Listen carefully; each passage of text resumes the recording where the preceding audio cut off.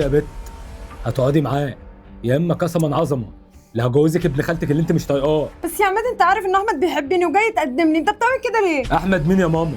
هو احمد حيلته حاجه اصلا؟ واعملي حسابك لو جيت اقدم لك اعتبره مرفوض. يلا خش جوه على اوضتك.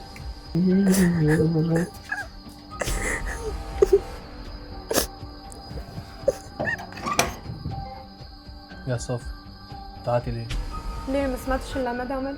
جايب لي عريس اقعد معاه، وانا المفروض احمد يتقدم لي الاسبوع ده. طيب ماشي.